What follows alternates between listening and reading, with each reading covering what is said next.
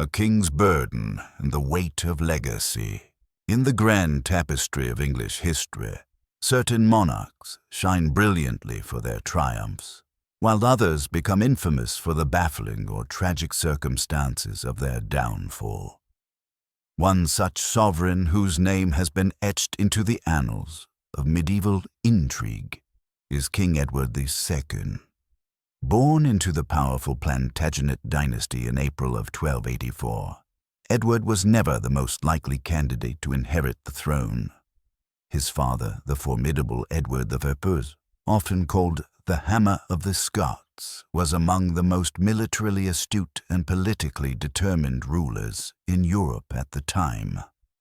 Under Edward, England exerted its influence across the British Isles, conquered Wales, and launched significant campaigns against Scotland, thereby expanding the kingdom's borders and proving its dominance in regional affairs.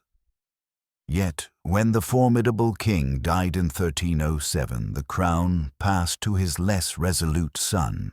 Almost from the outset, Edward II failed to live up to the legacy left by his father, a legacy defined by strength, tactical cunning, and the ability to command fear and respect throughout his domain.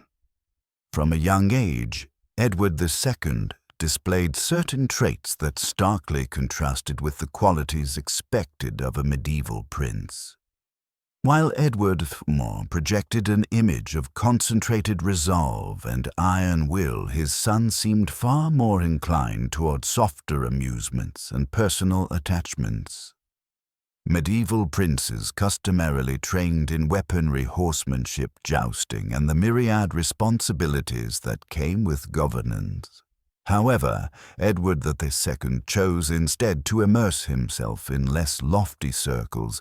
He formed bonds with those whose social standing was well below his own, including laborers, sailors, blacksmiths, and performers. These associations, while not in themselves directly scandalous, made the aristocracy uneasy. A future king was expected to uphold the dignity of the crown and maintain a certain distance from commoners to preserve the mystique and authority of royal governance. Instead, Edward's inclination toward closeness with common tradesmen was seen as a deviation from what was considered proper and regal conduct. But Edward's path was not entirely predestined by these early inclinations. Had he demonstrated a savvy political mind, or displayed the stern resolve needed to keep the nobility in check, his eccentricities might have been brushed aside as mere idiosyncrasies. Instead, his reign quickly devolved into a litany of controversies.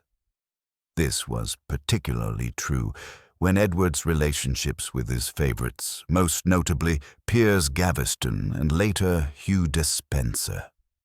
The younger began eroding any goodwill he might have had from his father's most powerful barons. Such intimate alliances, especially with individuals who held no traditionally recognized claim to influence, fueled talk of personal entanglements that soared beyond the boundaries of typical court favorites. Whether these relationships were romantic in nature or merely driven by emotional dependence remains a point of debate among historians. Medieval chroniclers hinted at Edward's intense feelings for his companions, but no surviving documents provide explicit proof of a physical relationship. Despite the absence of incontrovertible evidence, the mere rumor was enough to sow a deep sense of unease among the nobility. This unease soon turned to outright hostility when it became evident that Edward II's affections led him to elevate these favorites to positions of extravagant power, granting them resources, lands, and titles that the more established lords believed belonged to the great families of the realm. This choice antagonized the leading aristocrats who saw themselves not just as being sidelined by the king's unusual predilections, but also as being systematically stripped of their rightful roles and privileges in the governance of England. In the mind of the common people whose loyalties were in flux during times of political uncertainty, Edward II's early failures to replicate his father's strong leadership were cause enough for concern. In the eyes of his disgruntled barons, the problem was more extreme. Edward II's favoritism and lack of clarity in royal decision-making struck at the very heart of what kept the kingdom united. Edward II's fascination with Piers Gaveston stands out as one of the most controversial personal relationships in medieval English royal history. Gaveston was a Gascon nobleman introduced to Edward II, while both were still teenagers at court. Their instant rapport surprised and alarmed many, including Edward I, who saw the growing attachment between the prince and Gaveston as detrimental to the stability of the future reign. Believing that his son's judgment might be clouded, the elder king had Gaveston banished from court to prevent what he saw as an inappropriate influence. But the moment Edward I died, the pathway was cleared for a new order. One of Edward II's first official acts was to reverse that banishment, recall Gaveston, and shower him with immense honors, including the prestigious title of Earl of Cornwall, an accolade generally reserved for members of the royal family or those of extraordinarily high standing. In medieval society, the bestowal of such an honor upon someone considered a social upstart inflamed tensions at every level of the nobility. At Edward II's coronation in 1308, this tension turned into overt scandal. By tradition, the coronation ceremony at Westminster Abbey showcased the unity of the realm the new monarch and his Queen Isabella of France would be presented in a solemn ritual that reinforced the sanctity of royal inheritance. Yet on that auspicious occasion, the king's attention seemed more focused on Gaveston than on his newly crowned queen. The shock grew even more profound when it was discovered that Edward lavished many of Isabella's wedding gifts, including crown jewels and ornaments intended to represent the union of England and France, on Gaveston, effectively snubbing both his bride and her powerful royal lineage. One can only imagine the fury of the English barons, and indeed the French court, as news of this breach in decorum spread.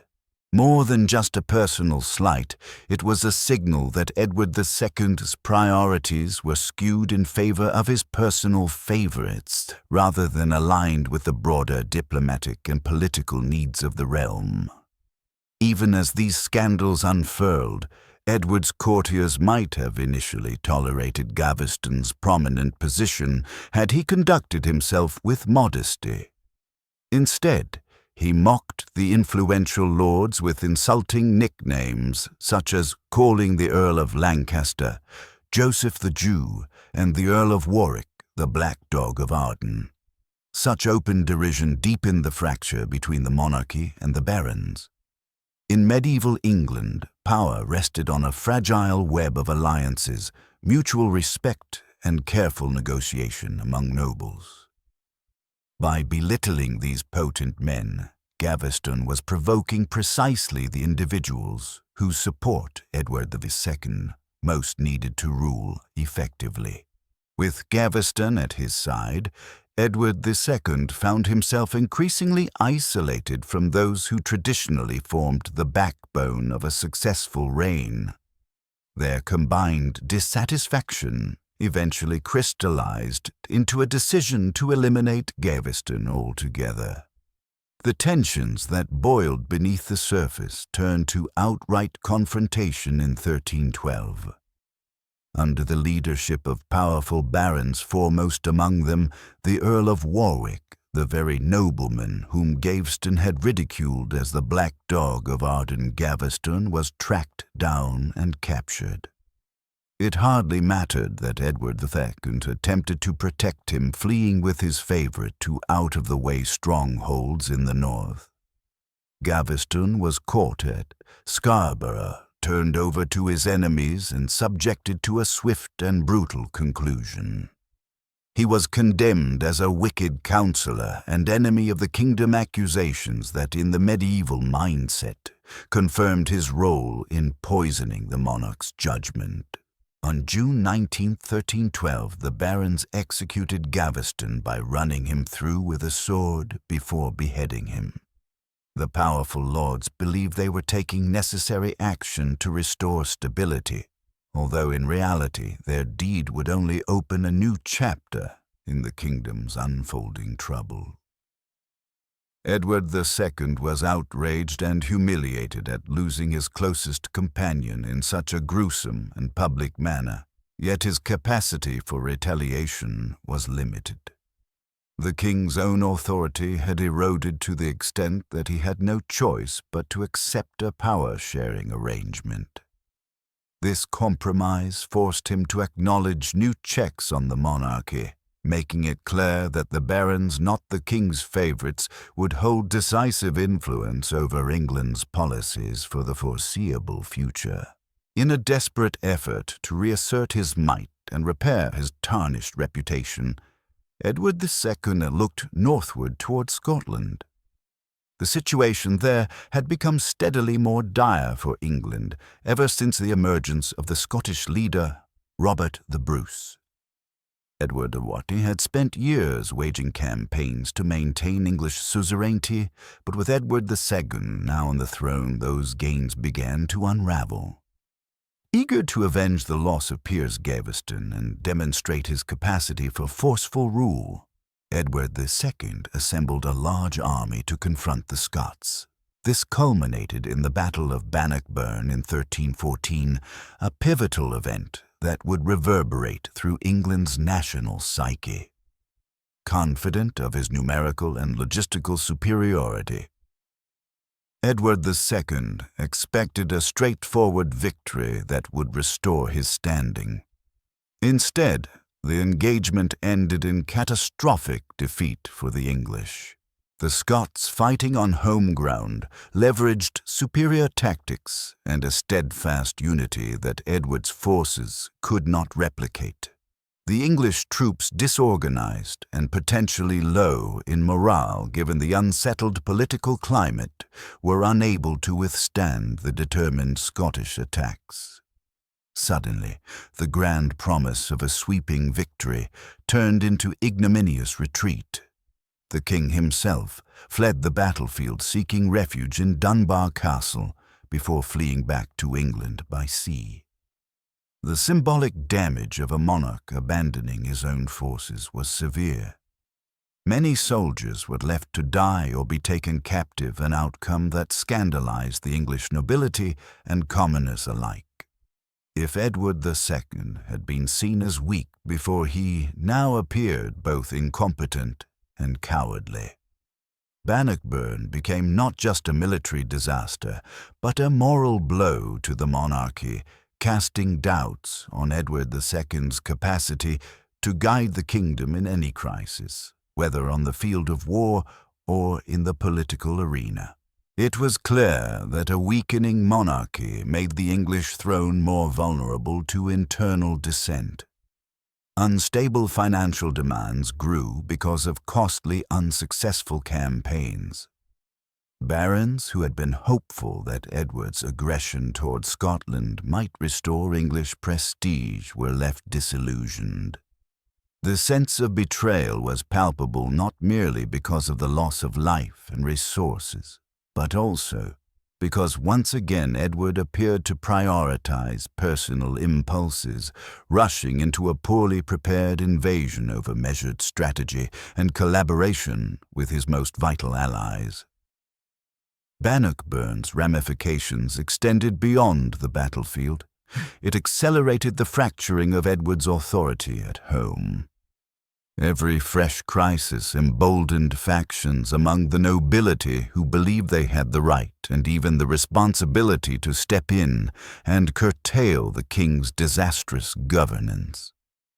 As Edward II retreated to England, his domestic woes only deepened.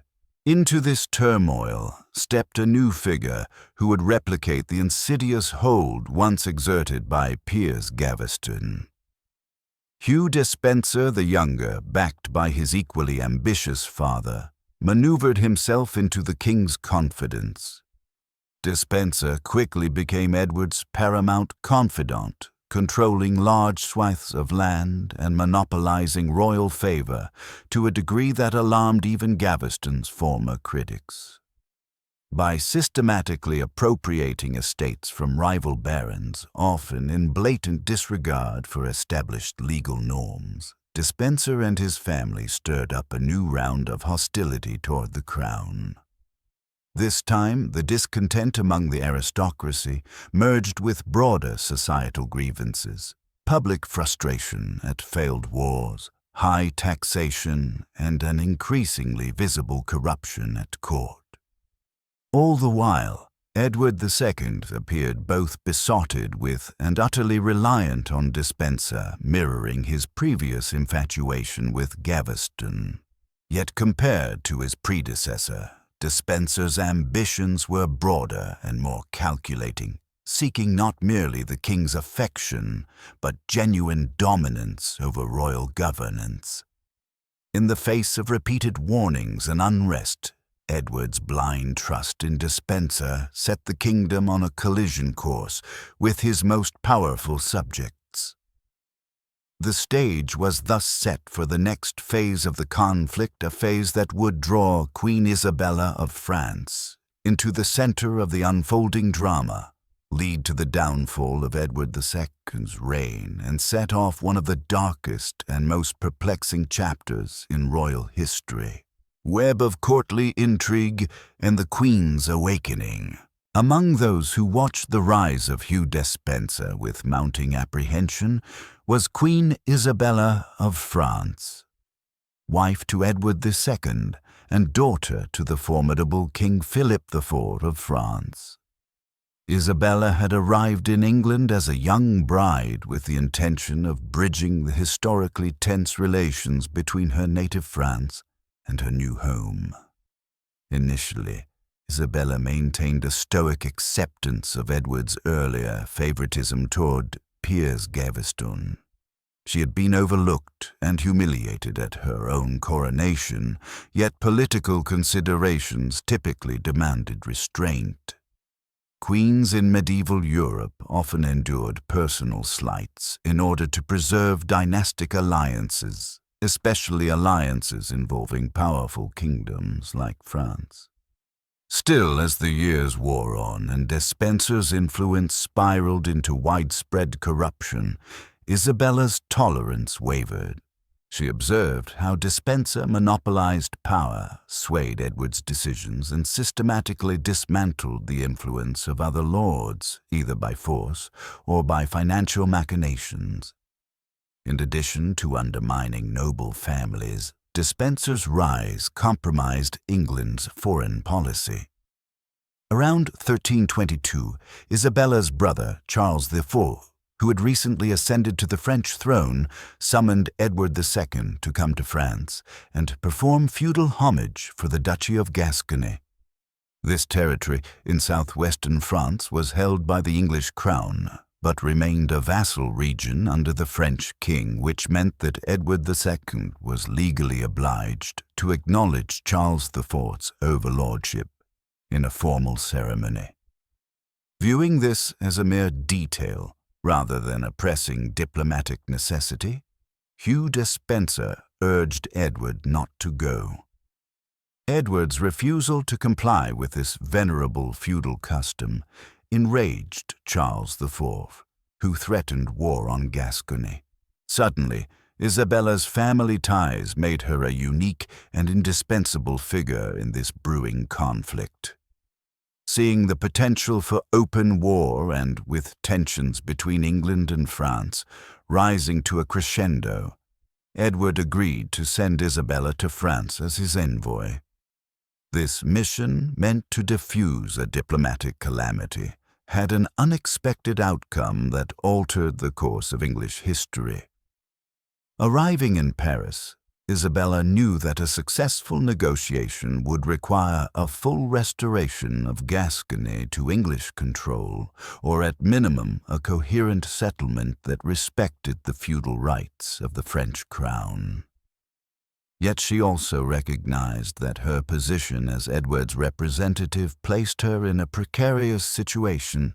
Any agreement she reached could be sabotaged by Despenser's refusal to comply once she returned to England. Moreover, should negotiations fail, the blame might just as easily be laid at her feet as at Edward's or Despenser's. This dynamic, combined with the knowledge that she was dealing with her own brother, who was keenly aware of her grievances, gave Isabella a powerful platform to express her frustration with the reckless ways of the English court. Instead of striving wholeheartedly for reconciliation, she made an unprecedented public declaration that she would not go back to England as long as a certain individual stands between me and my lord the king. This was widely interpreted, and rightly so, as a direct reference to Hugh Despenser. While in France, Isabella's transformation from a sidelined queen to an active political force accelerated. She encountered exiled English nobles, chief among them Roger Mortimer, who had fled the country to escape imprisonment or execution at the hands of Despenser's regime. Mortimer hailed from a noble family, but had found himself outmaneuvered by Edward and Despenser's ambition. United by a common desire to see Despenser and Edward's failing reign brought to an end, Isabella and Mortimer began to amass financial support and loyal troops. In a remarkable political gamble, the Queen of England effectively allied with a group of rebels who sought to depose her husband. Rather than being confined by traditional norms of queenship, Isabella leveraged her royal status and her French connections to mount one of the most extraordinary invasions in English history, a venture that would simultaneously be guided by cunning strategy and deeply personal motivations. The invasion that Isabella and Roger Mortimer planned was bold in conception and rapid in execution. In September of 1326, they led a small but well-prepared force from the continent, landing at Orwell in Suffolk. Though modest in size, their army benefited from the element of surprise and from a widespread dissatisfaction with Edward II's government. Over the preceding years, the tax-burdened military failures and the scandals surrounding Hugh Despenser had alienated nearly every significant power block within the kingdom, from influential noble families to ecclesiastical leaders. Even ordinary townsfolk and local authorities harbored misgivings about a monarchy so often characterized by arbitrary confiscations, favoritism, and frailty in the face of foreign threats. Contrary to fears of a bloody confrontation, the invasion progressed with minimal resistance.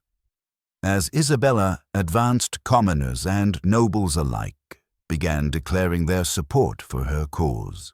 Towns opened their gates, and defectors from Edward's side brought vital supplies, strategic intelligence, and men-at-arms. The reasons for this widespread acceptance were manifold.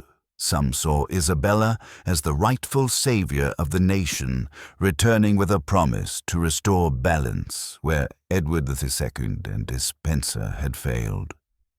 Others hoped that the revolution would provide an opportunity to settle scores or reclaim lands seized by Despenser. With each mile, Isabella and Mortimer garnered more influence, overshadowing what little remained of the king's authority. For Edward II, the news of his wife's landing triggered panic. He and Hugh Despenser hastily fled west, hoping to regroup with loyal forces in Wales or find refuge in strongholds that remained under their control. But fortune no longer favored the king. Despenser's father, Hugh Despenser the Elder, was caught and swiftly executed at Bristol, a grim foreshadowing of the fate that might await the younger Despenser, should he also fall into his enemy's hands. Edward's attempts to unify a defensive force met with little success. The barons who might have rallied to him in earlier years had been alienated beyond repair by Despenser's manipulations and the king's continued failure to address grievances. Increasingly isolated and short on resources, Edward II was finally captured near Llantrisant in South Wales in November 1326. Hugh Despenser the Younger, the central figure of England's political strife, was taken soon after. With Edward in captivity, the power dynamics in the kingdom changed drastically. London, the seat of royal authority, welcomed Isabella with open arms.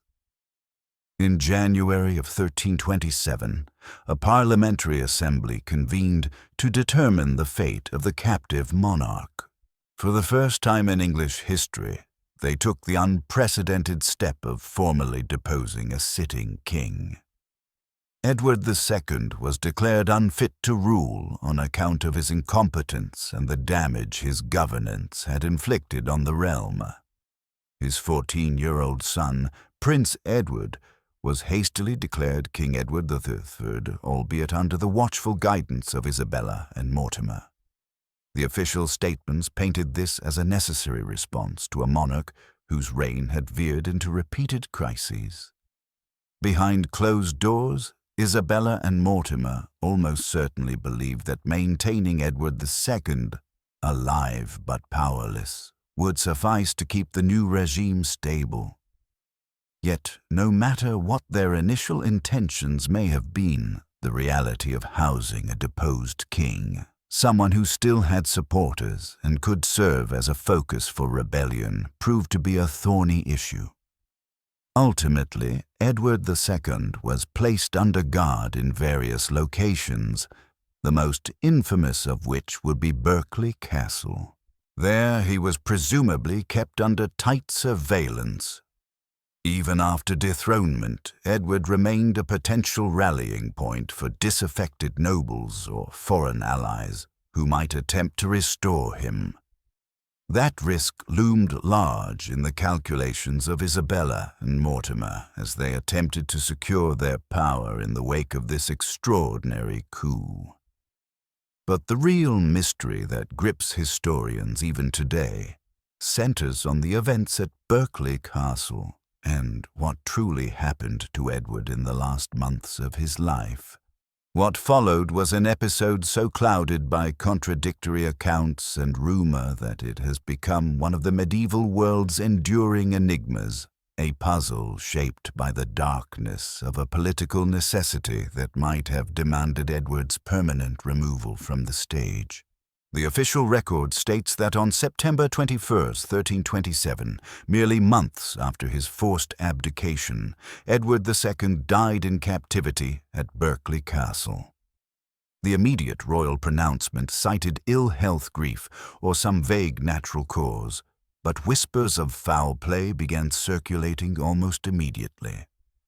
A sensational rumor emerged that Edward's captors had carried out an especially horrifying form of murder, the insertion of a red-hot poker into his rectum, an act designed to leave no visible marks on his body. The shocking specificity of this rumor captured the imagination of contemporaries and later historians alike, fueling a perennial debate over whether such a grotesque end was historically plausible or a lurid piece of propaganda aimed at vilifying Isabella and Mortimer. Several pieces of circumstantial evidence fanned the rumor's flames. At the time, No thorough examination of Edward's remains was conducted in public.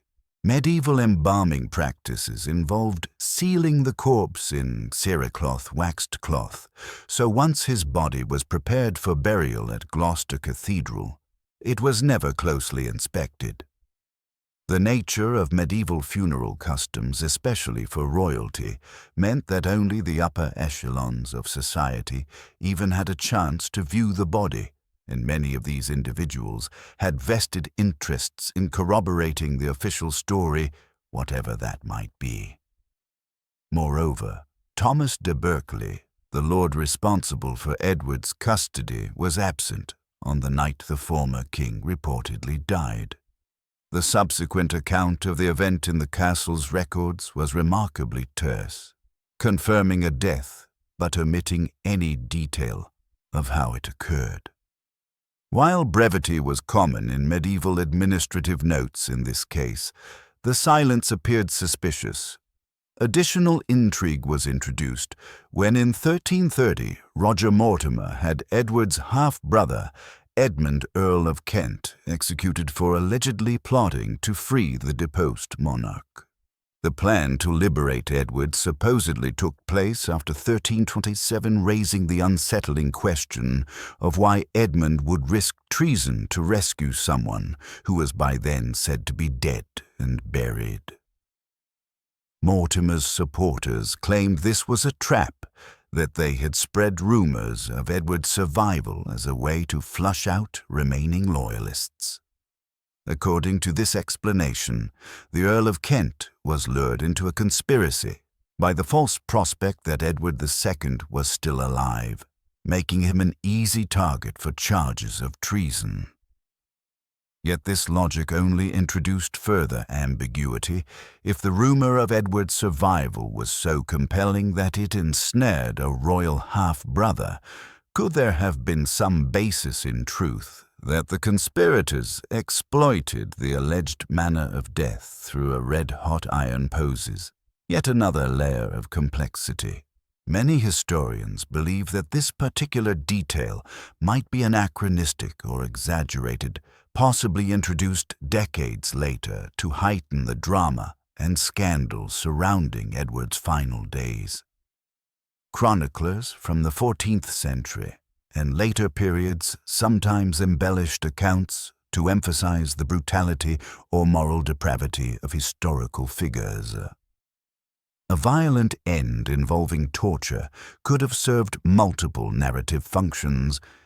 It fit the idea of Edward II as a hapless ruler, undone by both his own failures and the ruthless ambition of others. It also cast Isabella and Mortimer in a particularly sinister light, suggesting they would resort to any method, no matter how barbaric, to remove Edward from the political landscape. Of course, one must consider simpler alternatives. Edward could have been quietly suffocated, poisoned, or otherwise murdered in a way that left fewer sensational details to record. Or he might have passed away from actual illness compounded by the psychological toll of his imprisonment and the humiliations he endured.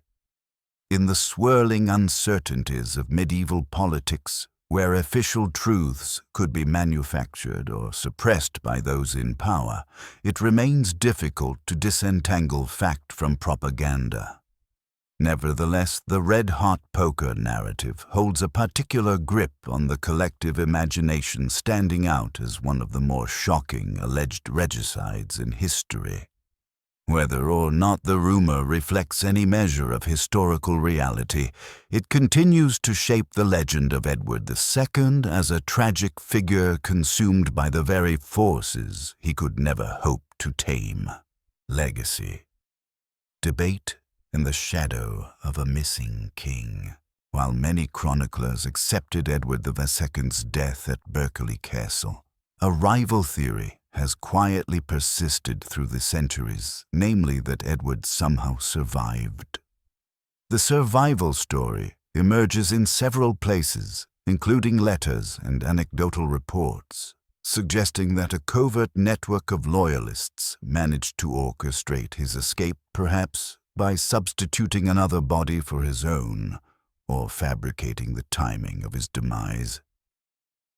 Advocates of this theory argue that Isabella and Mortimer, for all their cunning, might have found it politically advantageous to propagate the story of Edward's death, while secretly allowing him to fade into obscurity in a distant land.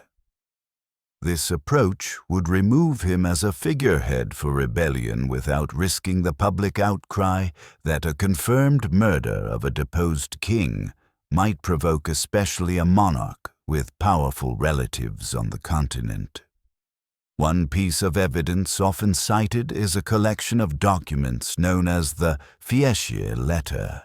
This letter, purportedly written by a papal notary named Manuel Fieschi and addressed to Edward III years after his father's supposed death, claims that Edward II escaped from Berkeley Castle and eventually traveled through Europe, including to Lombardy, before ending up in a hermitage. Although the authenticity and significance of the Fieschi letter remain contested, it provides a tantalizing window into the possibility that Edward II did not die in 1327 but lived in secret. Even if the letter is genuine, it could represent a clerical or political maneuver to undermine the authority of Edward III, or to extort money from the English crown. Medieval diplomacy was rife with forgeries, false claims, and illusions designed to gain leverage over powerful rulers. Historians incline to believe in Edward's survival point to other curious circumstances. For instance, the swift burial and sealed coffin make it impossible to ascertain beyond doubt that the body interred at Gloucester was the real Edward.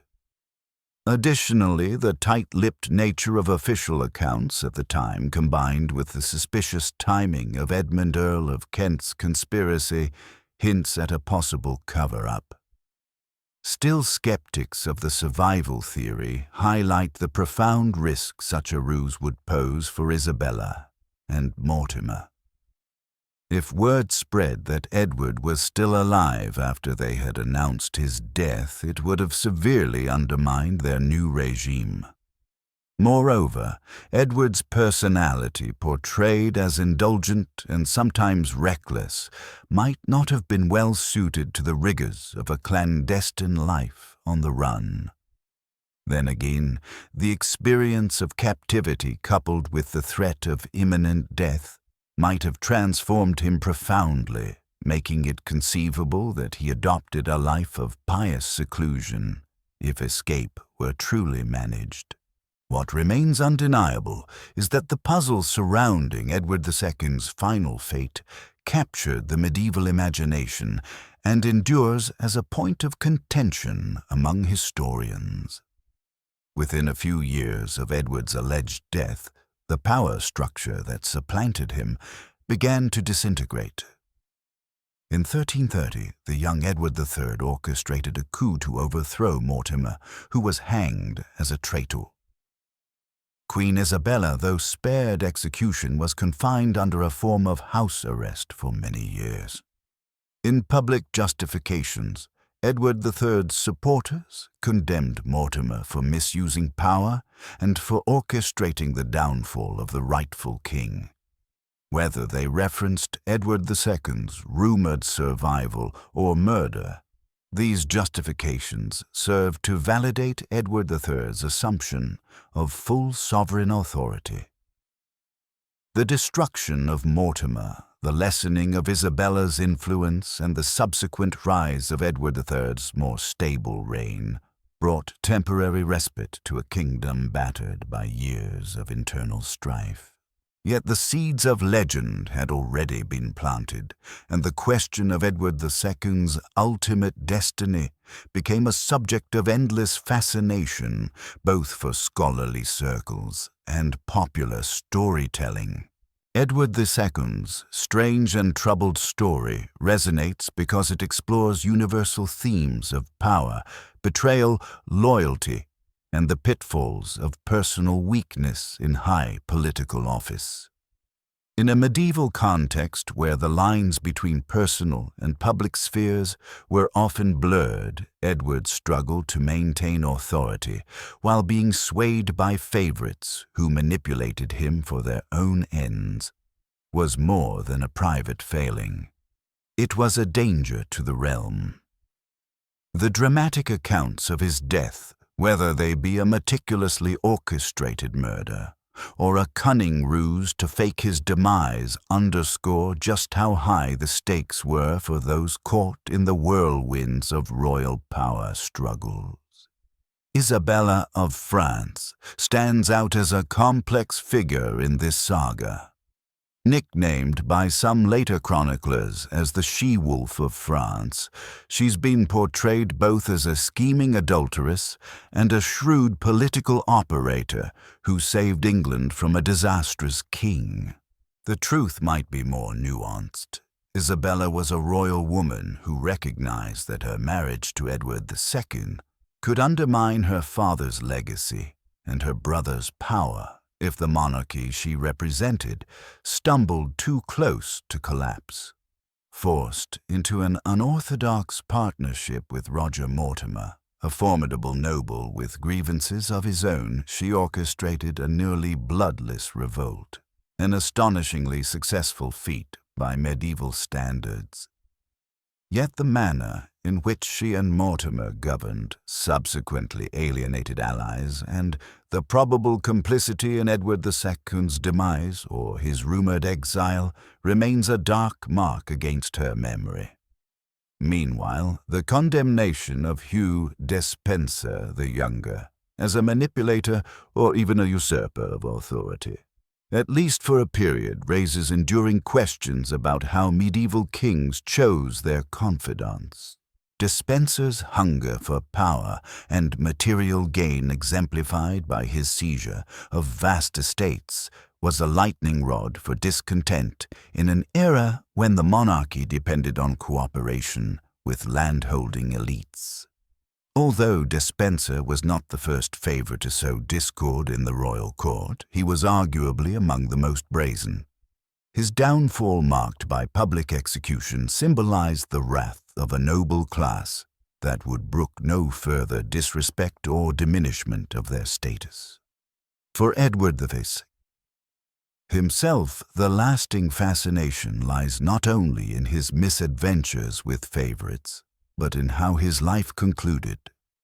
Historians grappling with incomplete medieval sources have offered numerous interpretations, often influenced by the zeitgeist of their own periods. In earlier centuries, writers might have seized upon the red-hot poker legend as a morality tale, a degenerate king undone by personal vices and humiliations meeting an end as debased as his conduct. Victorian and modern historians, more attentive to the complexities of primary sources, have tried to peel back the layers of myth-making, examining whether the rumor was a rhetorical device, a reflection of medieval taboo, or the actual method of murder. Yet, because some of the most damning claims emerged only years after Edward's alleged death, the question remains open-ended. The survival theory, for its part, captures the imagination precisely because it subverts the dramatic finality of a cruel murder. Instead, it suggests a quiet life lived out in secret, away from the raging battles of noble ambition, which might be a fate more tragic in its isolation than any violent end could be. Throughout all these shifting perspectives, Edward II's place in English royal history is secure as the first English king to be formally deposed by Parliament as a monarch who lost the respect of both barons and commoners, and as a figure overshadowed by more resolute men and women around him.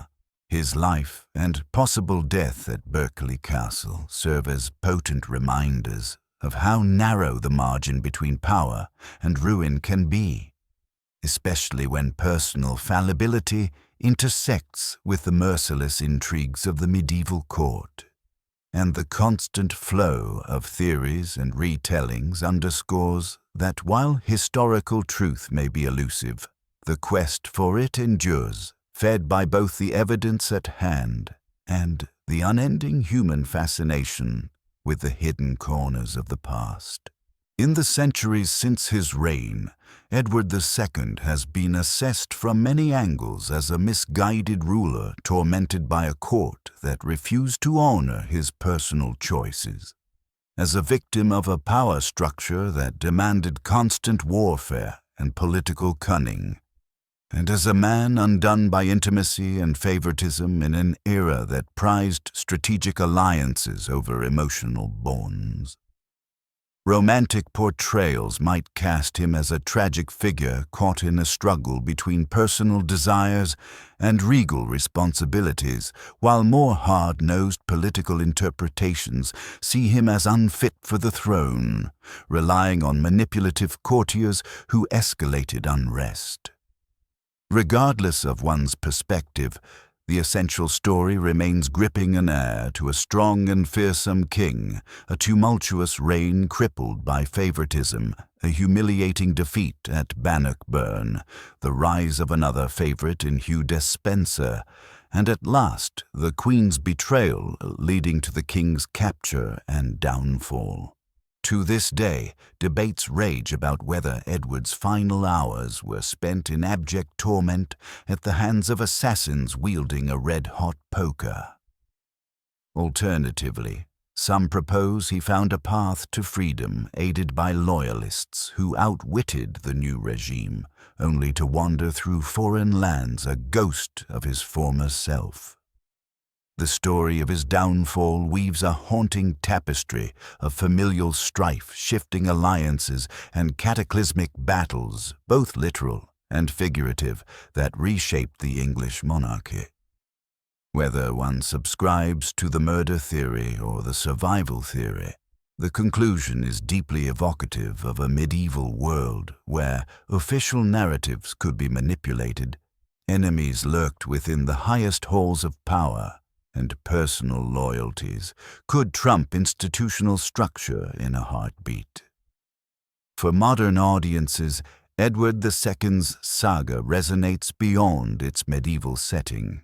It confronts timeless questions of how leadership should balance personal inclination against the demands of public responsibility. It challenges us to ponder the nature of legitimacy. Does holding the title of king necessarily confer the qualities needed to govern effectively? And it reminds us that the politics of favoritism, still relevant in various forms today, can prove toxic when unchecked by broader accountability. The lesson is reinforced by the extraordinary lengths to which his opponents went, orchestrating a foreign-backed invasion, igniting widespread support from disgruntled social classes, and ultimately crossing the once unthinkable line of deposing a reigning monarch. Then, when the dust settled, they faced the riddle of how to handle their captive king, whose very existence remained a threat to their hold on power. Edward II's personal legacy is forever tied to the circumstances of his dramatic fall. Yet the enduring fascination with him arises also from how his story offers a lens into the precarious nature of medieval kingship itself. In his father's day, militaristic and administrative competence imposed a strong order on unruly barons.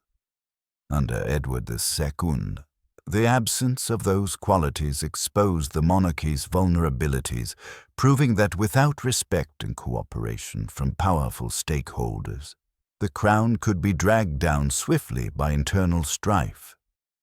This, more than anything, explains why Edward's fate, whether an excruciating murder in the shadows of Berkeley Castle or a solitary exile, still seizes our collective imagination. His story warns that political power, once compromised, may demand extreme solutions for those seeking to maintain their grip on authority. Even 7 centuries after his alleged death, the question endures, did the tragic king truly meet the most horrifying end in all of English royalty? Or did he vanish into the mists of obscurity, a living reminder of how swiftly fortune can turn against those who sit upon a throne? With that question, we invite your reflections. Do you believe Edward II was indeed killed in that infamous, agonizing manner? Or did he escape the kingdom that had forsaken him to live out his remaining days in secret? The evidence remains inconclusive. The records clouded by propaganda, conflicting interests, and time's erosion of concrete facts. Perhaps that very uncertainty is what keeps Edward II's story alive, a testament to the enduring power of mystery in the realm of historical inquiry. Whatever your own view, this episode in medieval history stands as a harrowing reminder of how easily the human element encompassing love, fear, greed, and loyalty can tip the scales of power toward either benevolent leadership or catastrophic downfall.